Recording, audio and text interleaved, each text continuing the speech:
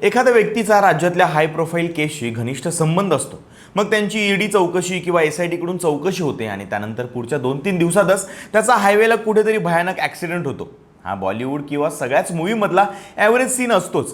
पण 17 एप्रिलला हा सीन खरा झाला, तोही आपल्या महाराष्ट्रामध्ये. बोंदू खरातचा राईट हँड मानला जाणारा आणि शिवनिका ट्रस्टचा उपाध्यक्ष डॉक्टर जितेंद्र शेळके याचा अपघाती मृत्यू झाला.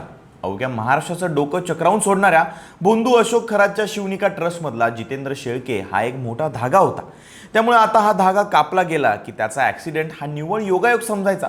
पुरावे नष्ट करण्यासाठी आखलेला हा एखादा मोठा क्रिमिनल प्लॅन असण्याची शंका का बळावते आणि मुळामध्ये हा जितेंद्र शेळके नेमका होता कोण, त्याचे राजकीय कनेक्शन काय होते आणि त्यांच्या मृत्यूमागे कोणाचे अदृश्य हात असू शकतात, जाणून घेऊयात आजच्या व्हिडिओमध्ये. नमस्कार, मी शुभम गोरे आणि तुम्ही पाहताय लगाव बत्ती. शिर्डी आणि नाशिक परिसरामध्ये या जितेंद्र शेळकेचं नाव अत्यंत वजनदार मानलं जायचं.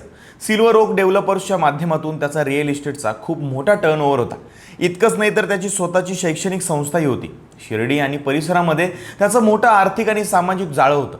2023मध्ये या जितेंद्र शेळके आणि खरातची भेट झाली आणि 2023मध्ये तो अशोक खरातच्या शिवनिका संस्थांचा सदस्य बनला. 2025मध्ये थेट उपाध्यक्षही झाला. विशेष गोष्ट अशी की शेळके एवढा मर्जीतला होता की खरातच्या पत्नीपेक्षाही जास्त महत्त्व आणि वेटेज हे जितेंद्र शेळके याला या ट्रस्टमध्ये होतं. शिवनिका संस्थानाचे जे सदस्य आहेत त्यात कल्पना खरात आणि रुपाली चाकणकर या दोघींच्या वरती जाऊन जितेंद्र शेळकेचं नाव होतं. त्यामुळे खरातच्या सगळ्या बेहिशेबी मालमत्तेचा, मनी लॉन्ड्रिंगचा आणि जमिनीच्या अफरातफरीचा सगळा हिशोब हा शेळके यांच्याकडेच असायचा. खरातच्या अनेक लॉन्स आणि प्रोजेक्ट्समध्ये सुद्धा शेळकेची भागीदारी होती. थोडक्यात काय तर खरातच्या काळ्या साम्राज्याची सर्व तिजोरीची किल्ली शेळकेच्याच खिशात होती. अशोक खरातला जेव्हा अटक झाली आणि चौकशी SIT कडे सोपवली गेली तेव्हा त्यांनी खरातच्या संस्थांशी संबंधित सगळ्यांशी चौकशी सुरू केली. त्यात जितेंद्र शेळकेचं नावही होतं. SITने तब्बल 4 वेळा या शेळकेची चौकशी केली होती आणि त्याचा जबाबही नोंदवला होता. तो या प्रकरणातला मुख्य साक्षीदार होता. खरातला राजकीय आणि प्रशासकीय पाठबळ कोणाचं होतं, कोणाचे पैसे ट्रस्टमध्ये वळवले गेले या प्रश्नांची उत्तरं शेळके देऊ शकला असता, कारण उपाध्यक्ष या नात्याने त्याच्याकडे सगळा डेटा होता. असंही सांगितलं गेलं की खरातला अटक झाल्यापासून शेळके प्रचंड मानसिक तणावामध्ये होता. नुकतीच 3 दिवसांपूर्वीच त्याची कसून चौकशी करण्यात आली होती. यात सगळ्या उलाढाली सुरू असताना काल 17 एप्रिलला शेळके आपल्या कुटुंबासह छत्रपती संभाजीनगरहून शिर्डीकडे येत होते. धोत्रे गावाजवळ त्याच्या कारने रस्त्याच्या कडेला उभ्या असलेल्या एका कंटेनरला पाठीमागून भीषण धडक दिली. ही धडक इतकी जोरात होती की कार थेट कंटेनरच्या खालीच घुसली. जितेंद्र शेळके आणि त्यांची पत्नी अनुराधा यांचा जागीच मृत्यू झाला, तर त्यांचा मुलगा गंभीर जखमी झाला. आता इथे सीन असा आहे की कंटेनर जागीच उभा होता आणि कारच येऊन जर कंटेनरला धडकले तर या केसमध्ये ड्रायव्हर आणि क्लीनर यांनी पळून जाण्याचं कारण काय, पण ते दोघेही गायब झालेत. यामुळे सगळ्या प्रकरणावर संशय व्यक्त केला जातोय. काही दिवसांपूर्वी खरातचं एन्काउंटर होऊ शकतं अशी भीती सुद्धा व्यक्त केली गेली होती.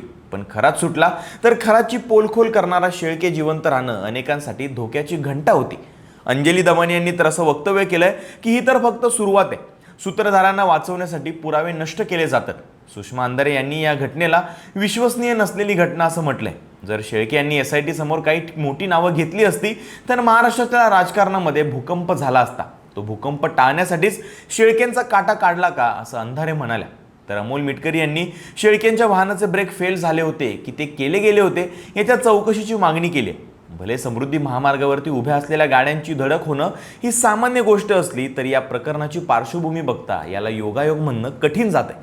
आता जितेंद्र शेळकेचा मृत्यू हा खरोखरच एक दुर्दैवी अपघात आहे की अशोक खरातच्या काळ्या साम्राज्यातील गुपितं गाडण्यासाठी रचलेला एक परफेक्ट मर्डर, हे लवकर कळेलच.